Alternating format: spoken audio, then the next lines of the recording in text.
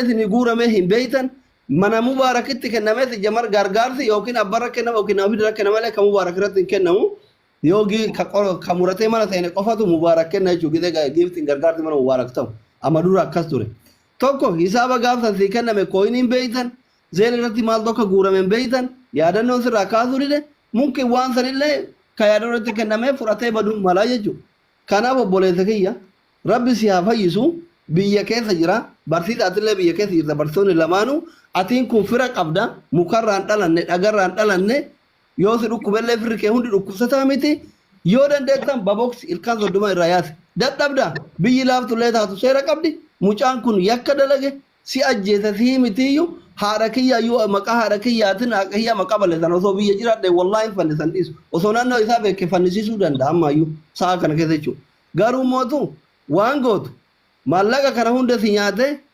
mootummaa yoo kasafte funyaan qabde ilmeelikiidhaan boo irraa fudhachuu dandeetta jechuudha. Yoo qabaate irraa si fuudha mootummaan yookaan shabbee seenaa jechuudha. Dhugaan jiru kan yamaan baalageen tun eenyu isii beekamte hangas nama bara kanatti argate hattuu akka jirtu hin beeksifti. Hattuu nama guddaa fakkaatee unifoormii uffattee ta'in hattuu akka nama fuudha jedhu baalageen suuraa ijoolleen gaafa irraa dura keette jechuudha.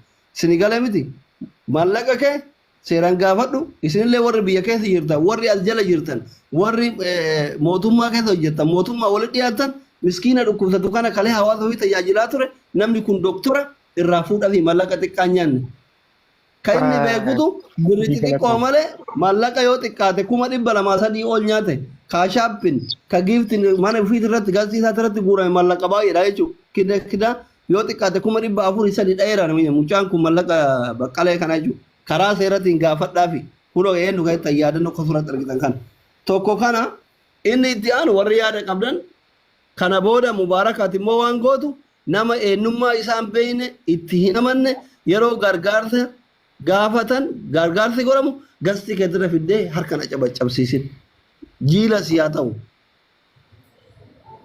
fixadheera akka itti fide barteetta garuu harmee keenya sana qoy barsiisa qoy asli tawaa'ima asli mikinaata qaba wanta nama fidoo fi gaafa ani harmee keenya ati lakkoofsa kee barbaadaa jiru naan jettee maanguddoo naannoo arsii sana lakkoofsa koo kentee fi naani halka wayyaa datta kamisa galgala itti fajjuma boolee asitti bu'anii liibiyaatti gurguramanii maal jedhame san isaan asitti bu'anii jiru asii gara Itoophiyaa deemaa jiru jedheen internatti bilbilee maali embaasiitti bilbilee embaasii Itoophiyaatti akka liibiyaatti hin argamne haati keenya kun jedhee guddinaaf magaalaa namaa waamuun ta'uuga waame keenya waamamu jedha ijoollee embaasii as jiran ijoollee Oromootti bilbilee rabbiidhaan waambisaa akkanumallee jennaan akka isaan liibiyaan deemne godhamanii dubaarraa gurguramanii deemaa gara biyyaatti galan yeroo isaan galan nama nuu simatee bakkaan nu ga'ee itti nuu deemu naa barbaada waan ta'e goonaa fi gargaarsifnaa jennaan barsiisaa abdataan kunii fi yaadannoon kun kachalan ilaala gaba lama taati kan jedhe nama tokko dhiiseen lama taa naa deema haadha kana naa laala laayivii naa galtuun jedheen tole jedhanii dhaqanii laayivii naa galanii haga rabbii isaanii qoodee gargaarsisee achumaan hanga erguma dhaqee maanguddoo kana naa gargaarsise nama gaariidha jechuun malee waa tokko walitti hin qabne obboleessa koo kunoo laa barsiisaa abdataa anis gaafuma isaa wal barsiisan keenya jechuukooti malee sattanii sii beekaan attuun wajjin filooman qabdu. Lube tanarratti waan hin siida'u guyyaa geema keetiitillee ijoolleen qimamii mana maadaam maallaqa qiimaadhaa biyyatti ergaan turre. Qalbiin hin argamne wallaahi. Yaa so giiftii sani addaan citeera bo giiftiin. Yeah, by the way,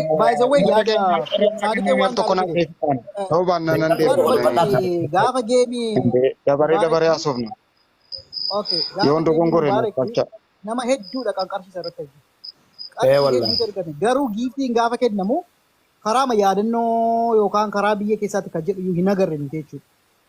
So wanti kuni basically namni kun bakka tooftaama uummatee itti nuti gargaaramaa ture jechuudha. Qarshii baay'ee jechuudha kan nyaatamee jiru. Okay, al tokko. Barsiisa dubbadhee qaba. Asli miira keessa galuunsaa ani sirriidhaan jedha. dhugaa dubbachuu fi wanti miira keessa nama galchuu baay'eedha. Nama Wallahi asli xaxxamtee anaatu jedhe nama xaxxamtee ilaaltan yaaqeerana. Mubaarikii irratti quba qabuudhaaf ni humna dhabaan maaliif hundi keenya yeroo asliidha dhiyoo kana kan bare afaan guuteen isinitti hima nama gastii kana keessa jiru keessa gurbaa kana ka dhiyoo bare sababa haadha isaatiitiin bare nama jannataa sanaa godhu asliidha. Kan kanarraa hundi keenya yeroo dheeraa beekna. Yeroo arginutti lafa barbaadame bakka jedhametti nama argamu ture dhugaa dubbachuuf. Garuu inni mala mataasaa qopheeffatee sanarra ture jennee har'arra teenyee tilmaamna malee an dhugaa dubbachuuf yeroo baay'ee sin arganaan jedhee naa bilbilee an sababa garagaraatiin naan mijannee arguun hin dandeenye. Bagumaree rabbi nan agarsiisin isiniin jechuun barbaadan. Kanarraa maal barannaa? Anamma maal hagoonu gara fuulduraatti? Asliin baqqaleen namni rakkate baay'ee karaama barbaada. An baqqalee irratti hin faradu dhugaa barree asliin dhugaa dubbachuuf isinitti himu abbaan fedhe yoo barreesse ani meesajii tokko barreesse akkaawuntii xiqqoodhaan illee barreessee fi naa deebisee beeku. Bakka fedhetti deebisa. Namni baay'een garuu sana hin beeku. Baqqaleenis kan inni dogongoree fi sana hubachuu dhabuurraa jedheen amanaa parsanaalii malee asliin nan gargaaru yaada jedhurraa kahee natti hin fakkaatu.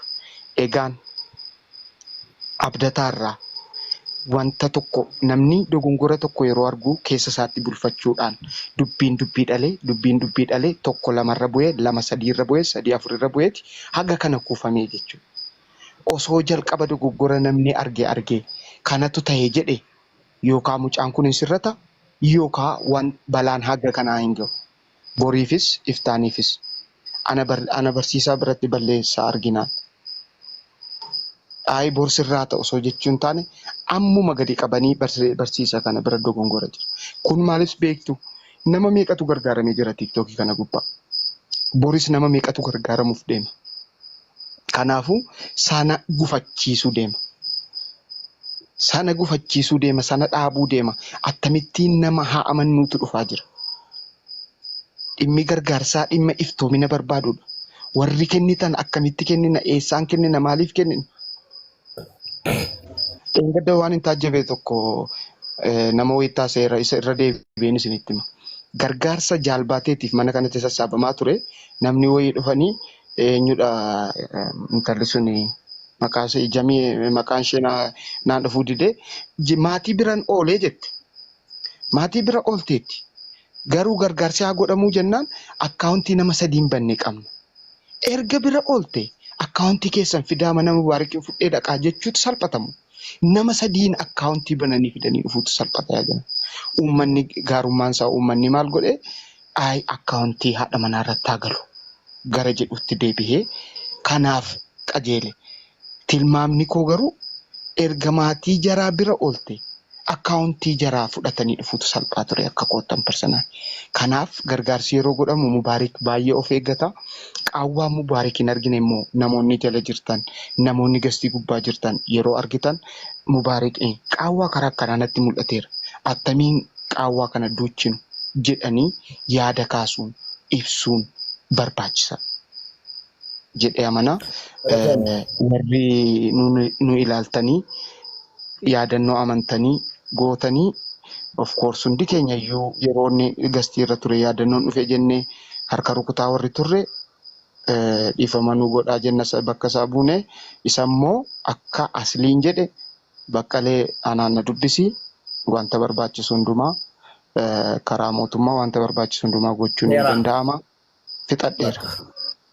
Ulfaadha galatooma amma wanti yaa borii talaguutu qabda baqqalee wanta ni siin jedhu inshallah yeroo dhiyoo keessatti sin qunnamaa barsiisaa abdataan hin qunnamaa akkati yaalamtu erga birii 800 qofa ta'e akkati yaalamtu haala sii mijeessin erga 800 waan akkasii hin gaha jedhame waan guyyaa tokkooti yoo rabbi jedhe oromoon garaatti jabaatu kunoo ciiseenaa saara sammaa yuuna dhukkubennaan inshallah sii milkeessi dashi Isi galatoomaa ulfaadha. Galatoomi.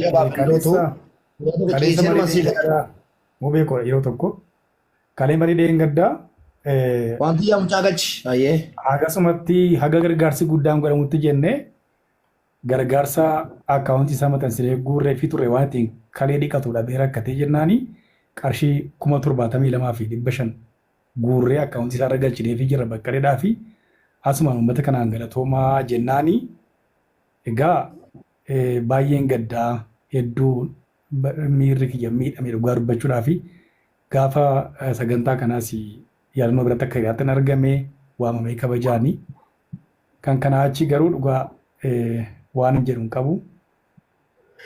Baqqalee rabbi si haa fayyisu borus itti deebiina boru malee iftaanis beellama qabna ijoollee wajjin akkasumatti waanuma fayyaa keessi gargaaruudhaa fi gargaarsa guddaa gochuu baanu jechuudha. Taayina akka gootan barsiisaa abdataa hagani sagantaan walirra ammayyuu sagantaa wanti yaa galchi mooditara guutuu si kenneera. Maarqoo sadi si galchi sagantaan tana tokko akkuma kana kalee dhukkufattu wayii kan duraan natti himamee afeetu jira. Isayyii waan dandeenyuun gargaarsifnee wal geenyee jirra. Kooppiin sheer godhaa uummata keenya hin deemina. Yoo rabbi jedhe isinis hin taa'ina. Mubaarak wanti yaayyoo jiraatte mucayyoo argaan jiru faastiyyee jedhamti immoo baastiyyeedha maqaan ishee ergadhu jedhaani. Maa jirti wanti yaan kun argaan jirtu? Tooppiir. Argaan jiru an jala argaan wanti yaani akkaawuntii ishee xiqqoo waan hingii qaba fakkaata galuu hin dandeessu. So mucattiin sun argaan jiru. Lastee ergadhu wanti yaa. Lakkoofsa torba barreessi obboleetti yoo jiraatti. Baastiyyee akkas maqaan ishee. Okay, galteetti. Kooppiin kitti muddaa. Okay, galteetti. Video banadhuuti miitii godhadhu taa'i miitii ko. So dubbii tana so inneetuman fin dhiifnee biraan deemnu akkuma asliin jee itti deebineeti tarkaanfii barbaachisaa fudhatamuu danda'u hunda fudhachuu qabna. Akkanuma dhiisuun hin taatu waaqa namaatiin nama. Akkas saadiqee kiyya dirqama lakki hattuun galata si argachuu qabdi. Fakkeenya uummataaf godhuu qabna. Warri silaa gartee tarataan hattuudha jee lallabu dhiiroo har'a isa kutan.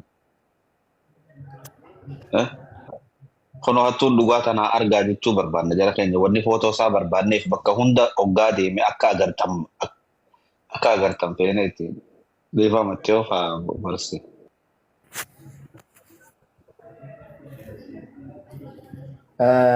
Ustaaza intaloonni obboleetti keenya argaartan kuni intala Oromooti dhalattuu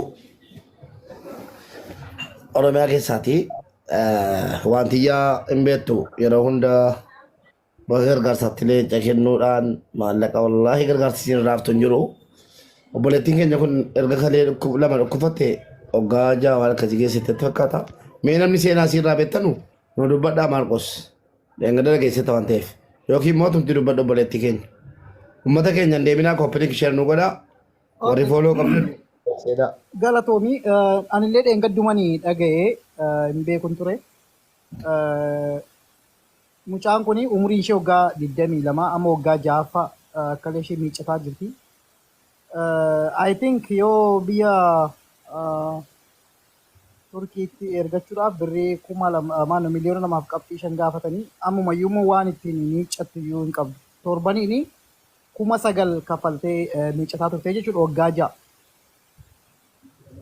Waggaa 6 torbaniin 9,000 birrii Itoophiyaa jechuun nama maatii waan qaban hunda itti fixatanii mucaan kun umuriin ishee ganaa waggaa 22 waggaa 6 dhukkubsattee jirti. Kana biratti immoo kalee illee onnee itti dabalamee jira jechuudha.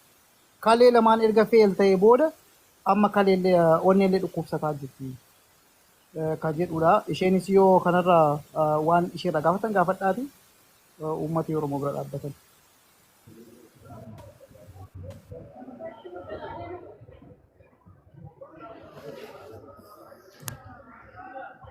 Ayeega uummata keenya kabajamoo dhageessaniitu itti fakkaata. Obboleettiin keenya kun akkuma Maarqos dubbatee kalee lammantu fiil jalaa ta'e birrii miiliyoona 2.5 isii barbaachisa. Egaa narra ilaalinaati yaanis xiqqoo na dhukkubdi. Meemee warri giiftiidhaan kennuu barbaadanis warri maallaqaan kennuu barbaadanis akkaawuntii wanti yaansinii maxxansitii warra galtanii dubbachuu barbaadanis let's go.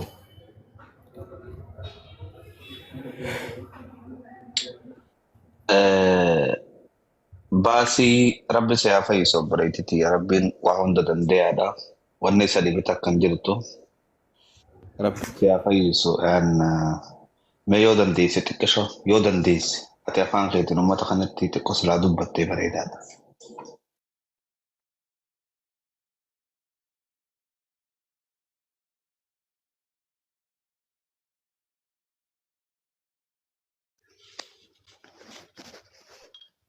Televisión dikeessa nu galatooma.